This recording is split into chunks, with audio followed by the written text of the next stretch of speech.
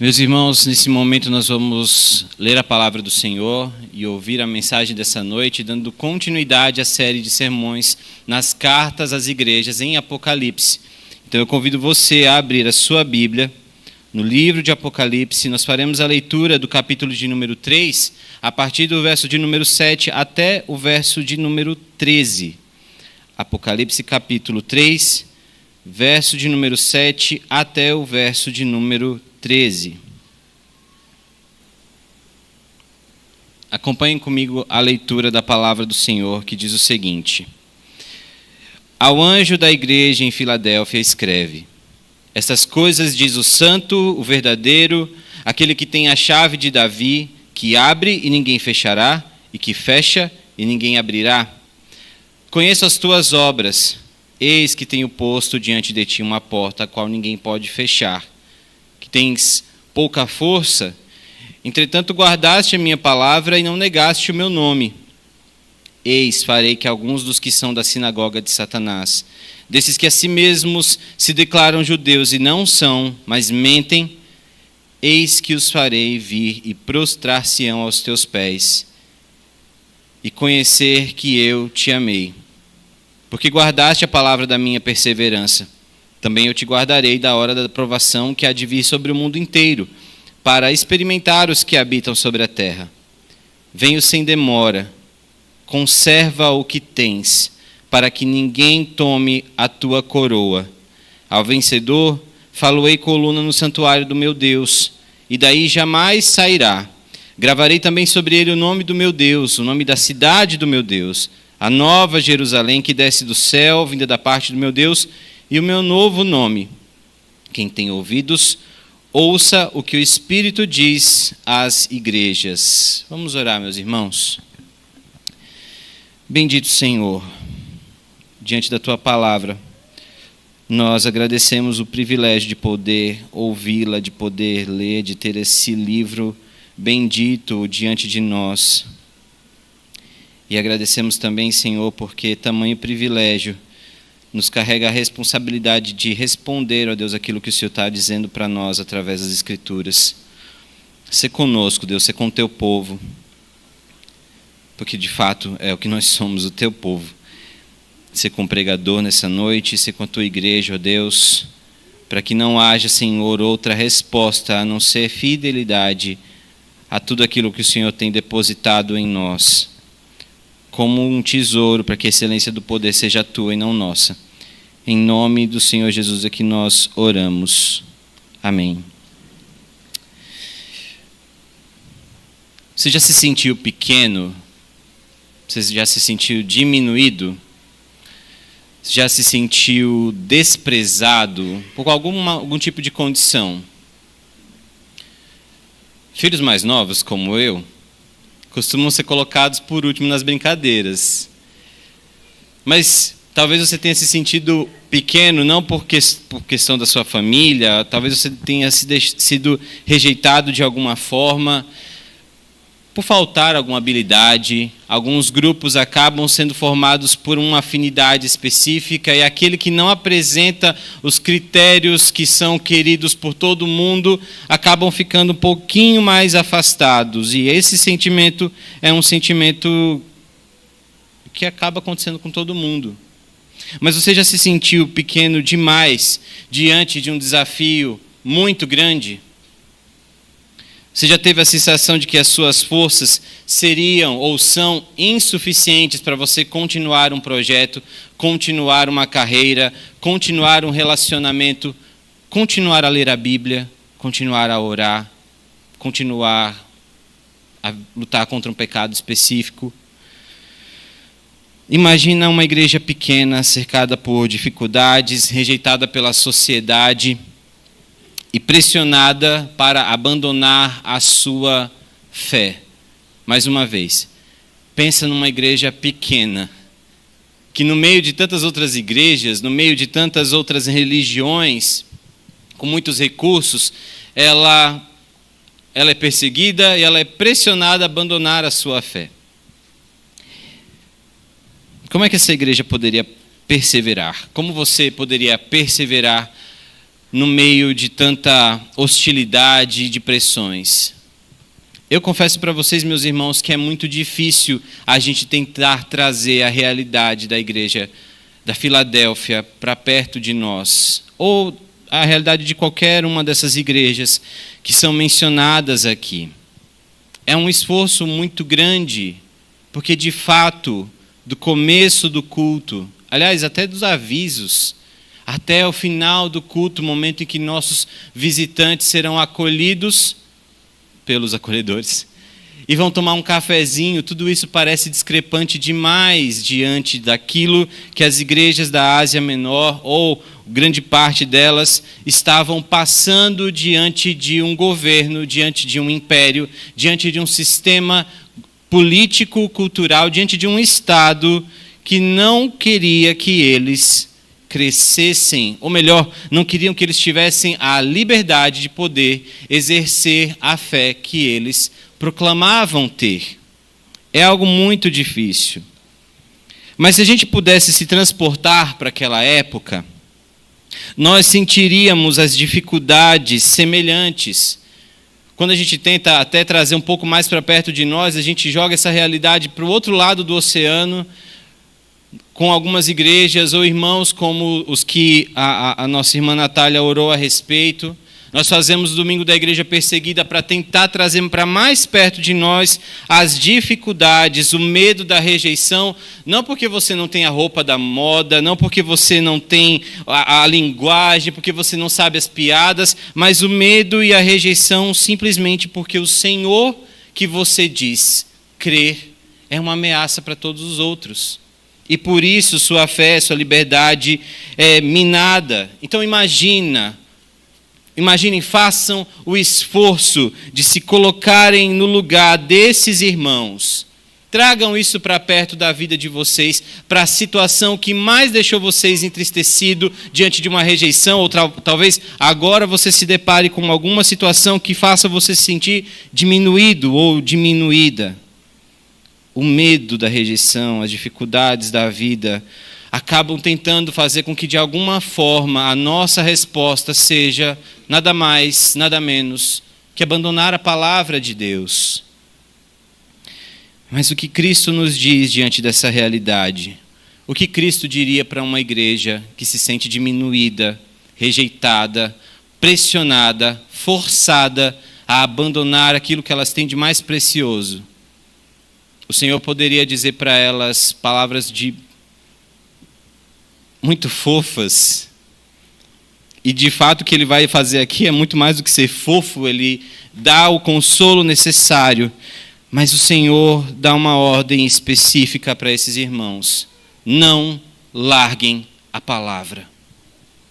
Não larguem a palavra. Nessa mensagem nós vamos ter uma ideia de 3 grandes verdades pelas quais Cristo pode, de fato, dizer para uma igreja que está num cenário tão difícil, dar uma ordem tão enfática, tão segura, tão real, tão viva quanto essa. Em primeiro lugar, ele fala para esses irmãos não largarem a palavra de Deus por algo muito simples, por algo muito verdadeiro. Ele diz, Cristo se apresenta para esses irmãos como aquele que abre uma porta, e aquela porta que ele abrir, ninguém pode fechar. Deus nos diz essa noite, não larguem a palavra de Deus, porque Cristo é aquele que abre a porta que ninguém fecha. Eu sei, você talvez tenha ouvido isso de algum televangelista que tentou ganhar a sua atenção, ou arrecadar o seu dinheiro, dando uma promessa de que qualquer porta que você abrisse, a porta de emprego, a porta financeira, a porta da saúde, seria aberta e ninguém fecharia. Mas vamos entender o porquê ele é esse Senhor e se apresenta dessa forma para essa igreja.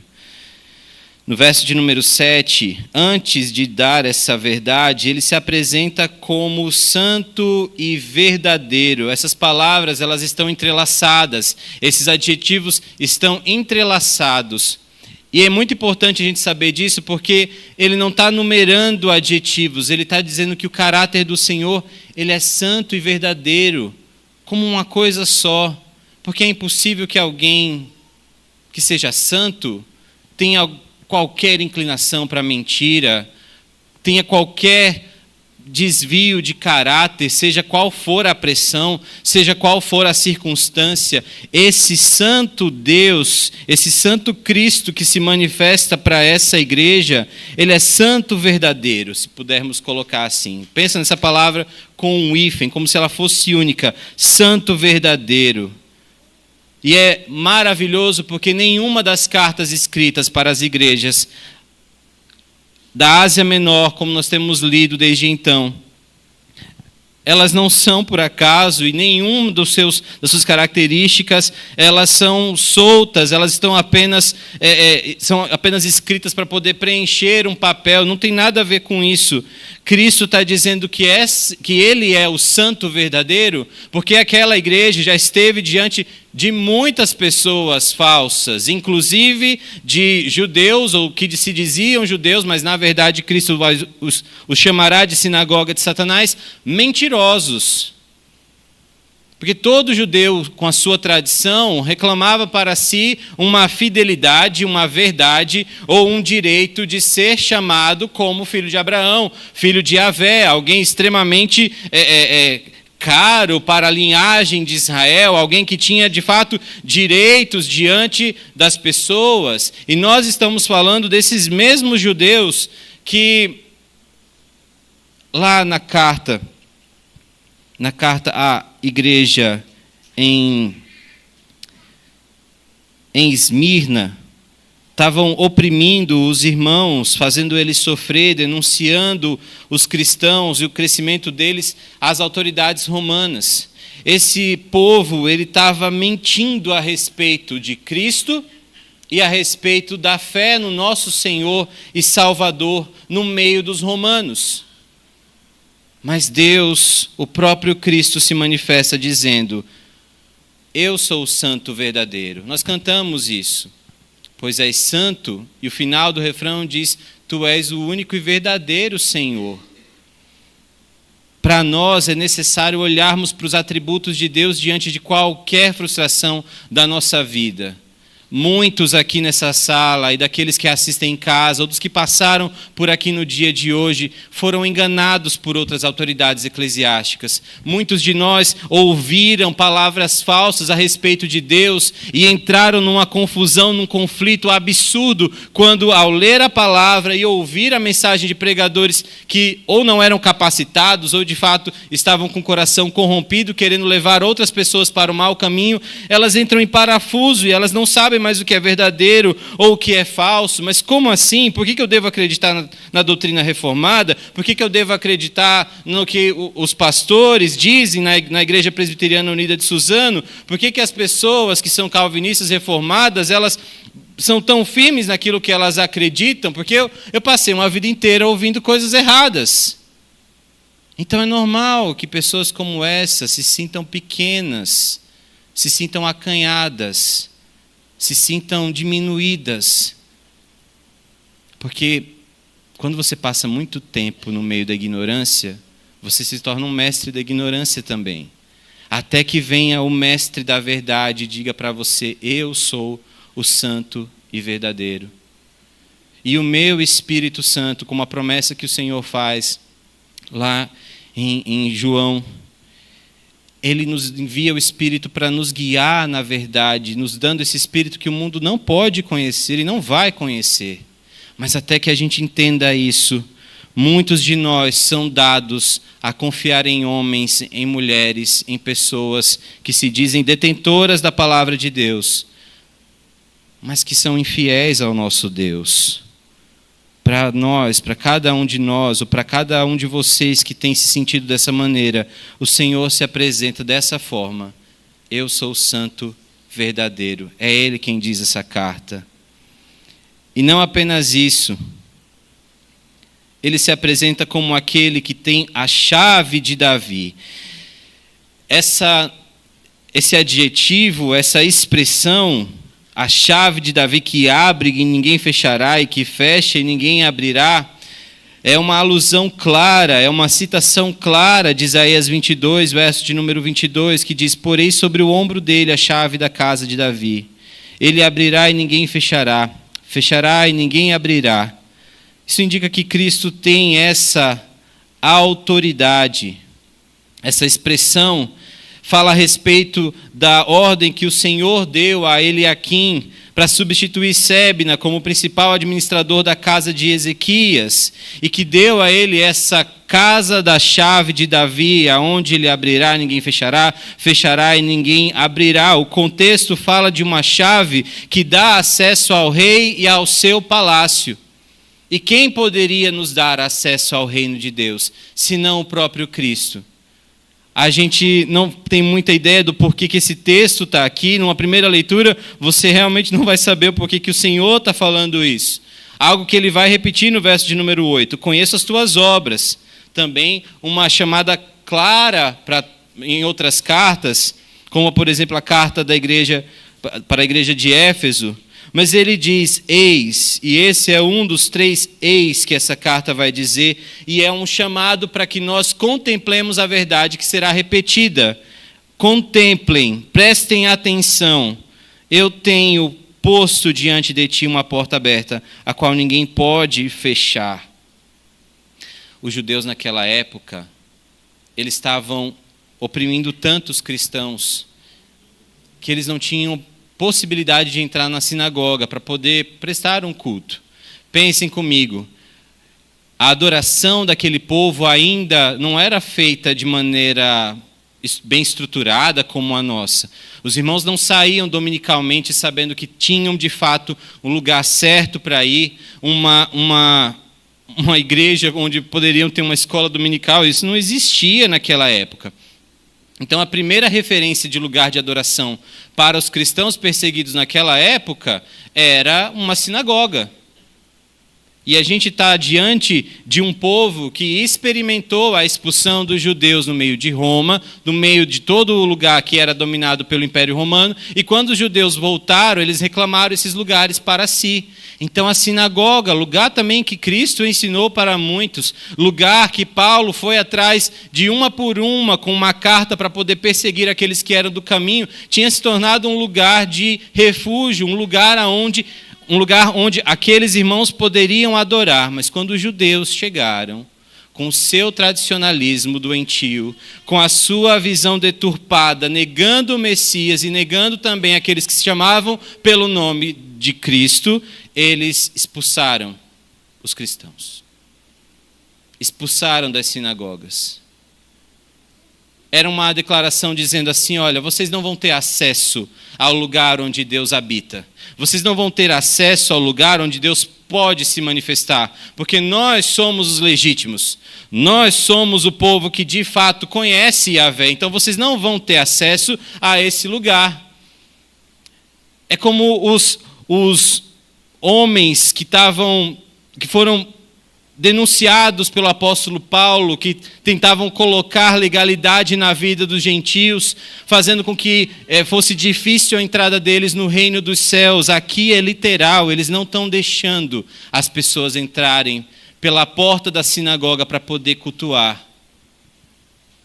Mas o Senhor Jesus, o santo e verdadeiro, ele diz no verso de número 7, que é ele quem tem a chave de Davi. É ele quem pode dar acesso ao palácio e ao rei. E não apenas isso, no verso de número 8 ele diz, eu tenho posto diante de ti uma porta. A ideia desse eu tenho posto diante de vocês, ela é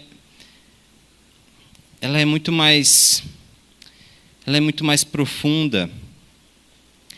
Ele está dizendo que ele fez de fato uma porta, ele criou uma porta para que esses irmãos e irmãs pudessem entrar no seu reino. Muitos de nós tivemos dificuldades de nos achegarmos ao reino de Deus. seja pelo peso do pecado, por um histórico terrível de degradação mesmo, envolvidos com coisas horríveis, ou até mesmo pela incredulidade, pelo ceticismo da nossa época, nos afastando cada vez mais intelectualmente da verdade de que há um Criador, e diante de tantas pressões que existem por aí, muitos de nós renegaram a fé que já haviam recebido em algum outro momento, e quando quiseram voltar, tiveram de alguma forma uma espécie de barreira, dizendo, olha, você precisa ser muito melhor para você entrar no reino de Deus. Você precisa ser muito mais crente agora para voltar a ser um membro dessa igreja. Quantos de nós tiveram barreiras para poder crescer no Evangelho, para poder crescer em unidade? Muitos enfrentam ainda no dia de hoje. Toda vez que você cria um legalismo para um outro irmão, toda vez que você julga a sua santidade, a sua vida com Deus muito superior à dos outros, e você não cria, você não participa do ministério de reconciliação para que esse irmão possa sair da sua zona de pecado, de trevas, para poder adentrar no reino que Deus preparou desde antes da fundação do mundo, você se compara facilmente a um desses judeus que dizem, você não vai entrar na nossa sinagoga. Mas se você foi barrado na fé, se você foi impedido de fazer parte do reino de Deus, por qualquer razão que seja, ouça o que a palavra do Senhor tem a dizer. Quem tem a chave para você entrar no reino de Deus é o próprio Cristo. E essa chave abre portas que ninguém fecha, e fecha portas que ninguém abre. Por que tudo isso, Everson? O Senhor conhece as obras desses irmãos, verso de número 8. E ele faz um parêntese dizendo, contemplem, eu estou criando acessibilidade para vocês entrarem no reino de Deus. Por que ele faz esse parênteses? Na sua Bíblia, possivelmente, deve estar um travessão assim que limita essa frase. Eis que tenho posto diante de ti uma porta, a qual ninguém pode fechar. Mais um traço. E a verdade se coloca diante de nós na parte seguinte. Tens pouca força. E alguns comentaristas acham que Filadélfia é mais uma igreja que vai ter um puxão de orelha da parte do Senhor e que essa seria uma reprovação. Mas, se nós analisarmos o contexto, principalmente por causa das outras cartas e de como o Senhor se dirige a elas, uma análise gramatical no grego também nos ajuda a entender que isso não faz sentido. O Senhor não está criticando essa igreja. Essa carta é uma carta aconchegante, é uma carta de esperança, é uma carta de encorajamento. E ele diz, eu sei que você tem uma força pequena. Uma igreja pequena, com uma força pequena.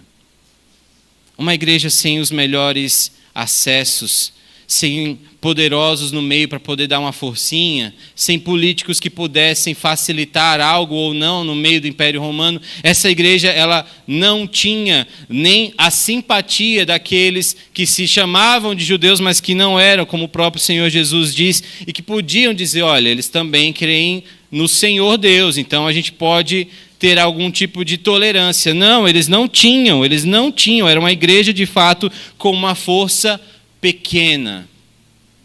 E é maravilhoso quando nós olhamos para essa realidade.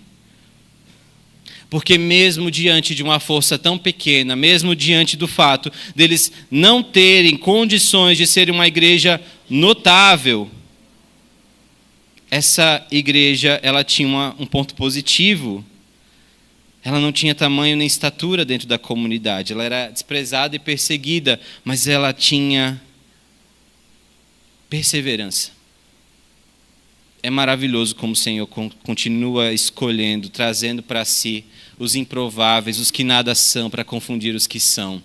A igreja de Filadélfia nos enche de esperança em saber que um casal começa um trabalho pequeno, vem de longe, e de repente temos 50 anos de igreja presbiteriana unida de Suzano aqui, uma junção de duas igrejas, e que daqui saíram mais igrejas, mas isso não começou com ar-condicionado, microfone de lapela ou facial, e você troca-se a bateria. Não começou com nada disso. Começou de maneira pequena. Começou sem as estruturas que nós julgamos como necessárias para o mínimo da adoração de um povo. Essa igreja, com pouca força, confiava, declarava a sua dependência e confiança no Senhor. E por causa disso, eles guardaram a palavra de Deus e não negaram o nome do Senhor Jesus. Você já leu isso em outra carta. A carta à igreja em Pérgamo tem esse elogio da parte do Senhor Jesus. Conheço o lugar em que habitas, que também não é fácil, onde está o trono de Satanás, e que conservas o meu nome e não negaste a minha fé. Não há muita diferença, e o Senhor não está sem criatividade para escrever outra carta, é porque estava sendo cada vez mais difícil encontrar igrejas que permanecessem firmes no meio da hostilidade. E essas igrejas que são levantadas aqui pelo Senhor para receberem essas cartas e assim também chegar até nós, são exemplo de que o Senhor não precisa de muito, não precisa do espetacular, não precisa de pessoas extremamente influentes, poderosas, para fazer o seu reino funcionar e vingar numa terra hostil. Com a pouca força que você tem, com a pequena força que nós podemos ter, o Senhor faz o que Ele quiser. O Senhor faz o que Ele quiser, e a sua vontade é sempre boa. Nós estamos diante de uma igreja que não negou a Cristo Jesus. Eles não apenas estão conservando a palavra, como o texto está dizendo aqui. Eles não são apenas guardando essa palavra como alguém que tem um tesouro muito grande. Eu lembro de ter usado esse exemplo para a igreja de Pérgamo. Não é como alguém que tem apenas um tesouro muito importante, se vier ser assaltado, faz o possível para escondê-lo, para que não leve, uma joia da família. O guardar que está sendo citado aqui tem uma característica extremamente importante. Eles não apenas estão guardando, eles estão obedecendo diante da severa perseguição que eles estão inseridos. Mas nós, mesmo que estejamos sendo encorajados pelo Senhor, precisamos dar espaço para a reflexão, que é importante. Você tem guardado a palavra do Senhor no seu coração? Sim, Everson, eu sei todos os livros da Bíblia, eu tenho versículos de cor. Não, isso não é interessante para nós agora. Você tem obedecido a palavra do Senhor? Diante da perseguição ou da sua liberdade mesmo, da facilidade, do privilégio que você tem obedecido à palavra do Senhor? Porque a ideia que continua aqui no texto de não negar o nome do Senhor também remonta a cartas anteriores, como a de Pérgamo, mas ela traz a certeza de que eles estão se recusando a negar, há oportunidade de negar. E nisso nós temos em comum com os irmãos da igreja em Filadélfia. Nós também temos mais oportunidades de negar o nome do Senhor Jesus sem que cause muito dano para as outras pessoas. Você pode negar o nome do Senhor Jesus ao sair daqui e ninguém precisa ficar sabendo. Mas não é mais perigoso dessa forma? Porque é Deus que está te vendo. E você deveria estar guardando a palavra dele em obediência. Porque é na obediência que nós provamos que somos amigos do noivo. É na obediência que nós provamos de fato que temos dentro de nós os mandamentos de Cristo. É na obediência que de fato nós dizemos: eu pertenço a Cristo. Eu louvo ao Senhor porque a maioria de nós não vai ter a oportunidade de ter uma arma na cabeça, nos obrigando ou nos induzindo a negar o nome do Senhor Jesus. Mas eu oro para que o Senhor nos dê a graça de obedecê-lo quando nós estivermos sozinhos no quarto, sozinhos no banheiro, sozinhos com o telefone, sozinhos com outras pessoas que estão muito distantes do contexto da igreja. Que o Senhor nos ajude a não negarmos a Ele, guardando de fato o Evangelho, que nos foi dado de uma vez por todas. Em segundo lugar, meus irmãos, a maneira como nós podemos obedecer a essa ordem de não largar a palavra de Deus é que Cristo vai trazer vingança ao seu povo. Cristo vindica aos seus fiéis. Veja o que o verso de número 9 e o verso de número 10 falam. Eis, farei que alguns dos que são da sinagoga, esse é o segundo eis que nós temos acesso, ele está dizendo, prestem atenção, contemplem, olha o que eu vou fazer agora. Eu farei com que alguns dos que são da sinagoga de Satanás, desses que a si mesmos se declaram judeus e não são, mas mentem, mais uma vez, eis, prestem atenção, eis que os farei vir e prostrar-se-ão aos teus pés. Irão conhecer que eu te amei. Essa mensagem, ela nos fala de algo que nós não podemos fazer, apesar de sermos tentados a fazer. Eu passo um tempo nas redes sociais e eu vejo quantas pessoas têm tentado de alguma forma defender a Cristo e a fé evangélica nas redes sociais. Têm tentado ser vingadores digitais de toda a heresia que tem se levantado contra a palavra de Deus, contra a igreja de Cristo. E isso também é um reflexo da liberdade que nós temos. Nós usamos a liberdade até mesmo para pecar com uma desculpa boa. Não, mas precisa corrigir esse erro. Não pode deixar que uma heresia seja publicada na internet. Também não pode deixar que uma heresia tome conta do nosso lar. Também não podemos deixar que a heresia da falta de vida com Deus seja comum para nós. O Senhor vai vingar todos aqueles que se levantaram contra o povo de Deus. Esses judeus, descritos como da sinagoga de Satanás, eles têm uma relação com a igreja de Esmirna, no capítulo 2, como já foi citado, e a linguagem que está sendo utilizada aqui, ela é intencional para a gente estar sempre lembrando do que já foi falado em outras cartas. Mas agora está sendo acrescentado algo. Eles não apenas são judeus, dizem que são judeus e não são, como eles mentem. A questão é exatamente a mesma. Eles alegavam ser o povo de Deus, porém, como eles rejeitaram o Messias, como eles não quiseram dar crédito à pregação do nosso Senhor Jesus, do servo sofredor, como eles estão desacreditando do Cristo e perseguindo o povo dele, portanto, perseguindo ao próprio Cristo, eles mentem, eles não podem dizer que eles são de alguma forma povo de Deus. Porque aquele que mente, porque todo aquele que diz que não está pecando, mas peca, ele é um mentiroso. É o que a palavra do Senhor diz lá em 1 João capítulo 1, verso de número 10. Ele tenta fazer o Senhor mentiroso. E é mais drástico porque nesse caso eles não são apenas o diferente ao povo de Deus, eles são de fato o povo de Satanás. Porque se alguém levanta um trono, tem uma cultura que não tem a ver com o Senhor ou que persegue o Senhor Jesus e seus seguidores, eles não podem ser chamados de outra coisa senão de pertencentes a Satanás. É o que Paulo afirmou em Romanos 2, verso 28 e 29. O judeu verdadeiro era alguém que tinha a Cristo no seu interior, no seu coração. E as promessas a respeito do Messias eram observadas, aguardadas, e diante da revelação do Messias, elas eram vividas, elas eram experimentadas. Mas esses homens e mulheres não, eles expulsaram os crentes, eles perseguiram. Eles colocaram a fé de homens e mulheres que foram martirizados como algo a ser comercializado. Judas, eles denunciaram os cristãos para o Império Romano. Então eles não podem ser chamados de povo de Deus.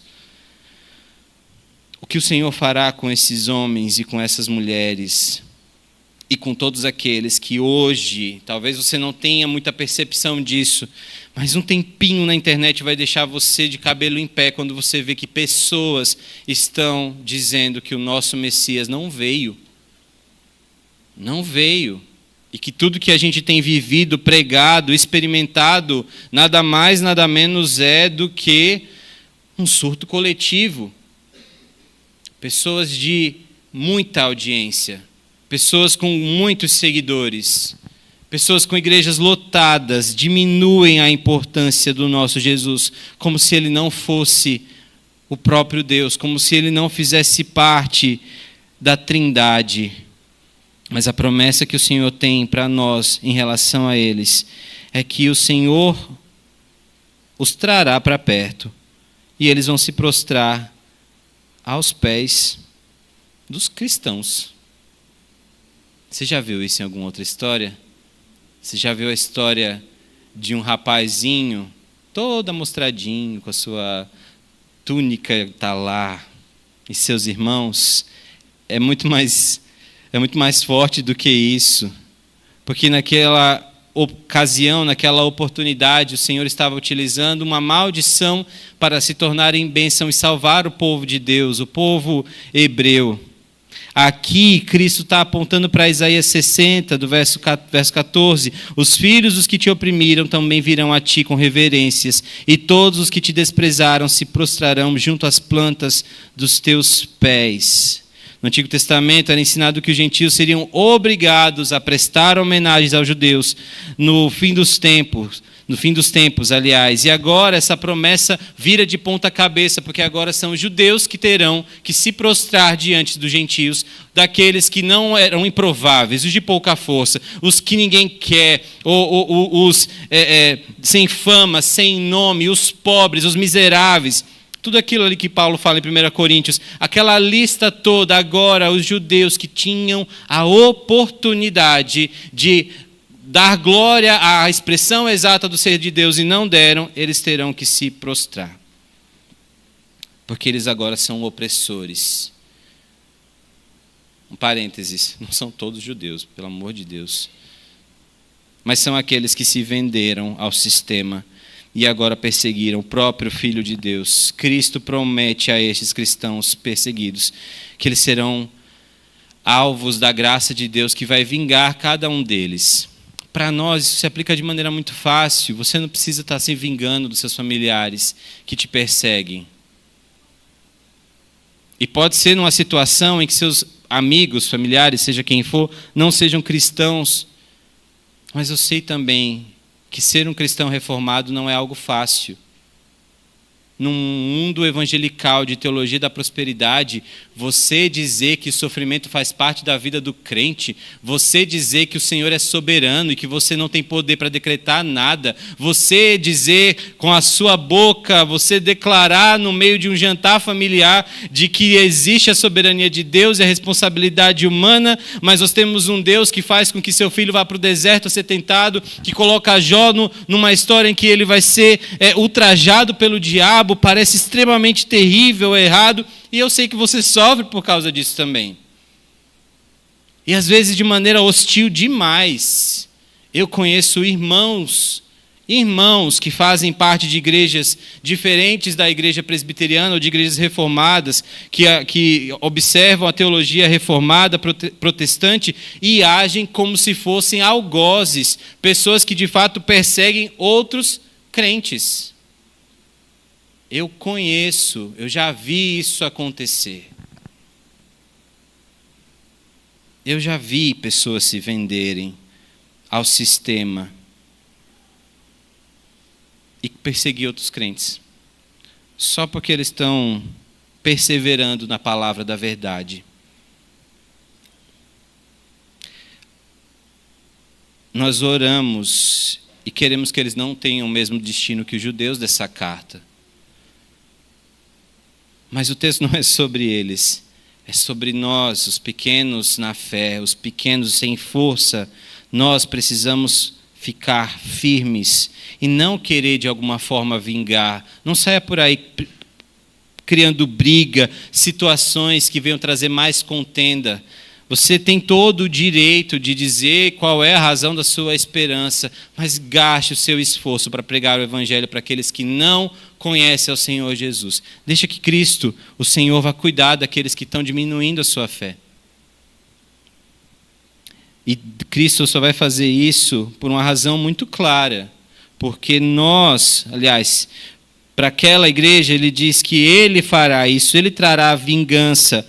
Verso de número 10, porque guardaste a palavra da minha perseverança. Esse verbo tem uma ação que começou lá no passado, desde o momento em que essa igreja foi plantada, foi edificada, e até o dia daquela carta, aquele momento, no contexto daquela época, eles tinham guardado a palavra da verdade, a palavra da minha perseverança. E isso aponta exatamente para uma outra doutrina, que a perseverança dos santos não é nossa, não depende de nós, é a perseverança do Senhor nos santos, porque dele é o querer e o realizar de todas as coisas. E quando o Senhor começa a querer e a realizar uma obra de perseverança na sua vida, se alegre, fique feliz, com força pequena, com igreja pequena, com situação hostil ou favorável, se alegre, porque aquele que começou a boa obra na sua vida há de completá-la até o dia de Cristo Jesus. E porque guardaste a palavra da minha perseverança, também eu te guardarei da hora da provação, que há de vir sobre o mundo inteiro para experimentar os que habitam sobre a terra. Muitos se debruçam sobre esse versículo para poder trazer as teorias mais terríveis e conspiratórias, mas o Senhor não está preocupado com isso.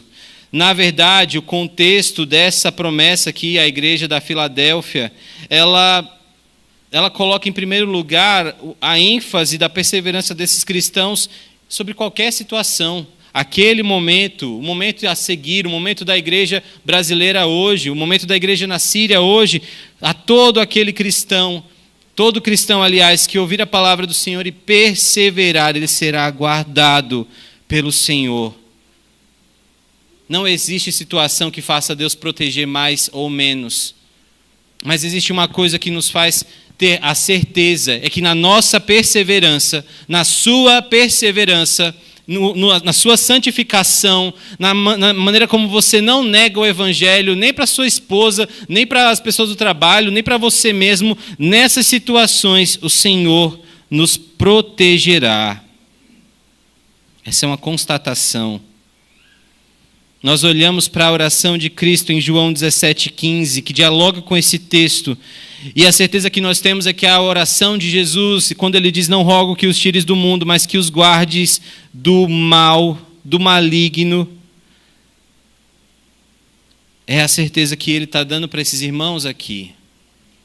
Muitos de nós ainda não foram tirados desse mundo, e você precisa se perguntar o porquê. Eu amo a canção Muralhas, do Estênio Márcios. Ele fala de maneira poderosa que durante toda a vida, né, dele e de qualquer um que esteja cantando, o Senhor o protegeu com muralhas, para que nem o próprio pecado dele o levasse para a morte. Nós precisamos olhar para a nossa história e ver quais foram as muralhas que o Senhor colocou, qual foi a contenção de Deus, a proteção de Deus, para que o dano maior não fosse causado. Isso é graça. Os eleitos do Senhor não têm apenas um espaço na Igreja Presbiteriana Unida de Suzano, não. Os eleitos do Senhor têm a certeza de que a vida deles está protegida. Mas, Everson, Suzano está cada vez mais perigosa. São Paulo está cada vez mais perigosa. Olha o número de acidentes. Meu irmão, minha irmã, eu sei, eu vejo jornais também. Mas a boa notícia que nós temos aqui é que a igreja mais fraca, a igreja com menor força, era protegida pelo nosso Deus. Então, o resultado que nós temos, a liberdade que nós temos de cultuar, é exatamente porque Deus está protegendo você. Muitos irmãos estão com medo de sair de casa para ir para a igreja, em dias como hoje, andando mais de 7 horas para poder cultuar, e eles têm medo se vão voltar para casa. Se não vai ter ali um grupo do Boko Haram pronto para assassiná-lo, torturá-lo, enfim, você vai voltar para casa, se Deus quiser. Foi assim no domingo passado, e se Deus permitir, será assim no domingo que vem. O Senhor protege o seu povo, e isso deve nos tirar de nós altos louvores. A perspectiva dessa proteção, em vez apenas de um livramento da provação futura, ela é mais provável, sim, compreendida no dia de hoje, porque em todo o livro de Apocalipse, nós somos colocados em situações em que o povo de Deus é perseguido, mas ele é protegido. Então, se isso é verdade, se a ira dos homens, se a ira das autoridades não tem tirado de nós a liberdade que Cristo nos deu, então você não precisa temer. O encorajamento do Senhor para nós nessa noite é esse: você não precisa temer, porque o Senhor, ainda que os homens façam algum mal contra nós ou atentem contra nós, nós saberemos que todos eles, todos os inimigos de Deus, se prostrarão diante de nós. Porque o Senhor compartilhará conosco o seu governo, não o governo pleno sobre todo o universo, mas nós julgaremos as nações, é a promessa do Senhor Jesus aqui também no livro de Apocalipse. E quando isso acontecer, eles vão ter que reconhecer que nós fomos amados desde a eternidade. É esse o resultado de perseverar na palavra do Senhor, na palavra da perseverança. Os farei vir e prostrar-se aos seus pés e conhecerão que eu te amei. Meu irmão, eu sei o que é ser rejeitado. Muitos de nós sabemos o que é ser rejeitado. Mas nós precisamos olhar para a palavra do Senhor, que deixa claro que os filhos deles são guardados e amados. O Senhor não nos protegeria apenas para provar às nações que o cristianismo é a religião correta. Ele faz isso porque Ele ama você, porque Ele se preocupa com você, e toda vez que você persevera, mesmo que ninguém esteja vendo, ou aplaudindo, ou reconhecendo, você não precisa, não deve, não tem que cochilar, que desistir, que desanimar nessa perseverança, por mais difícil que ela seja, porque saberão que Deus tem te amado. Essa deveria ser a única razão pela qual nós não deveríamos largar a palavra de Deus. Em seu amor nós temos uma recompensa maravilhosa. Por isso que não devemos largar o Evangelho. Recapitulando, porque Cristo abriu uma porta que ninguém fecha, porque Cristo trará vingança sobre os seus fiéis, ou a favor dos seus fiéis, e em último lugar, porque Cristo recompensa aqueles que perseveram. Veja o que o verso de número 11 ao verso de número 13 nos fala. Venho sem demora. Eu sei que você está aguardando a volta do Senhor e que parece demorar, mas Ele tem mais pressa do que você poderia ter, e o tempo é dele. Mas independente da sua sensação de que está demorando ou não, nós temos uma ordem clara. A maneira como o Senhor está dizendo para esses irmãos mais a respeito desse amor, para que eles não percam, é essa ordem clara: conserva o que tens. No português mais escrachado e explícito, dentro da força que esse verbo conservar tem, ele está dizendo isso: não largue a palavra. Não largue a palavra. Em casa está difícil, Everson. Não largue a palavra. Everson, na escola está difícil. São muitas ideologias, os professores estão contra mim. Na faculdade é a mesma coisa. Não largue a palavra. Eu tenho medo do futuro, Everson. Não largue a palavra. Conserva o que tens, para que ninguém tome a tua coroa. A ideia dessa frase está completamente envolvida dentro dos eventos olímpicos, do atletismo que era encorajado, incentivado pelo povo romano. E o Senhor sabia que no meio de uma corrida, por mais que você tenha se esforçado e perseverado, tem uma hora que bate uma canseira. Tem uma hora que dá uma desanimada, que as pernas começam a querer falhar.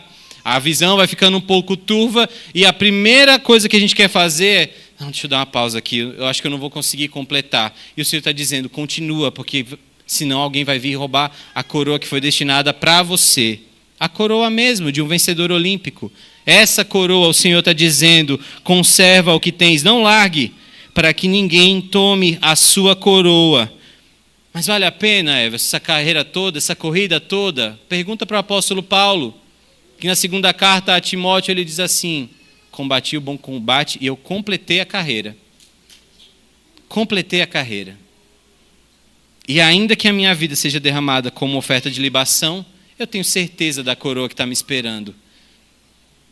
Você pode continuar essa corrida, por mais difícil que ela seja, porque uma vez que você continuar, e uma vez que você for vencedor, não largando a palavra dele, de maneira alguma, ele fará de você uma coluna no santuário do próprio Deus. Ao vencedor falo-ei coluna no santuário do meu Deus, e daí jamais sairá. Gravarei também sobre ele o nome do meu Deus, o nome da cidade do meu Deus, a Nova Jerusalém, que desce do céu, vinda da parte do meu Deus, e o meu novo nome. Meus irmãos, Filadélfia foi construída num terreno vulcânico. Não dava para ter uva naquele lugar, não dava para ter plantação de uva. E em determinado momento da história, eles sofreram com um tremor de terra muito pesado, muito difícil. E foi tão difícil para eles se reconstruírem que qualquer abalo sísmico poderia colocar tudo ao chão facilmente. Então não havia firmeza para as construções naquela cidade. Assim como parecia não ter firmeza para se fazer uma igreja pequena, com pouca força, crescer naquele lugar.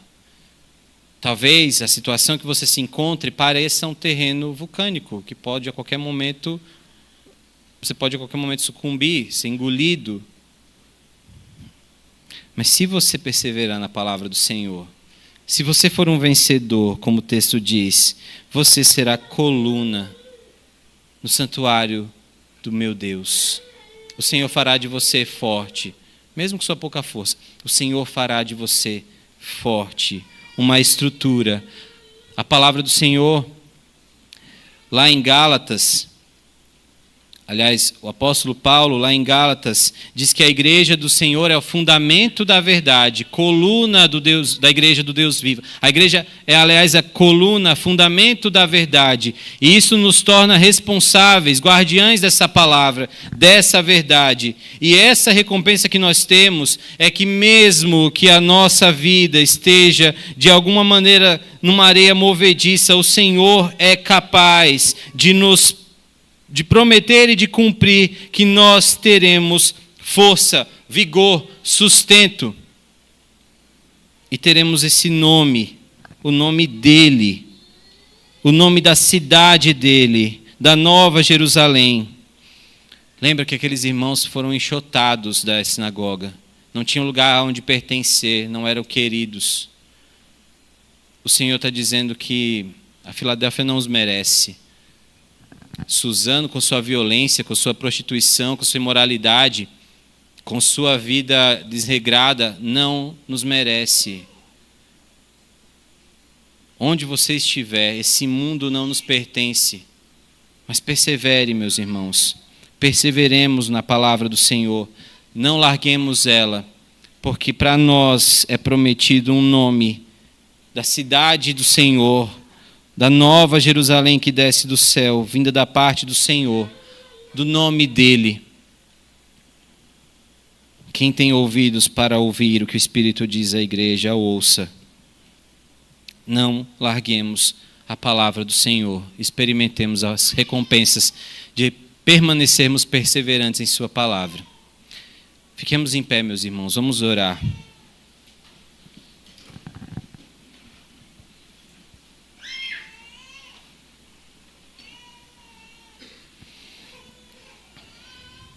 Gracioso Deus, obrigado por tua palavra, Senhor. Obrigado por nos guardar, nos proteger, ó Pai.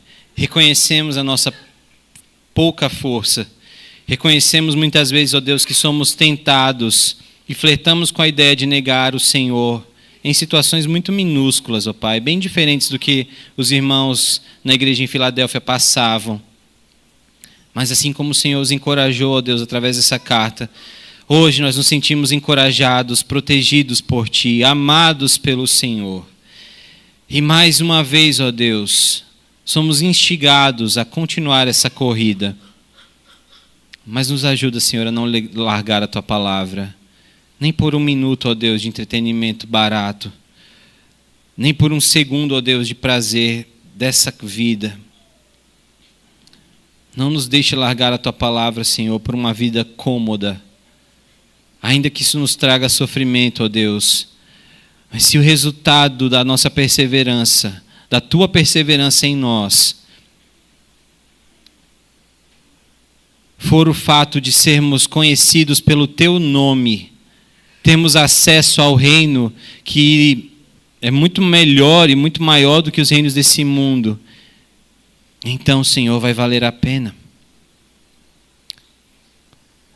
Cuida, Senhor, dos que se sentem pequenos, enfraquecidos, e não os deixe, Senhor, caírem na mentira de que eles não pertencem a Ti, ou de que o Senhor não está presente, ou que o Senhor não está vivo, ou não sabe qual é a dor de cada um deles. O Senhor conhece a nossa dor. Nós não temos um sumo sacerdote que não possa se compadecer de nós. E nós ouvimos a palavra do Santo verdadeiro, aquele que tem a chave de Davi, que abre portas que ninguém fecha e que fecha portas que ninguém abre. Obrigado, Senhor, por colocar uma porta na cidade de Suzano, para que o teu povo pudesse entrar no reino do Senhor nosso Deus. Essa é a nossa oração, em nome de Jesus. Amém.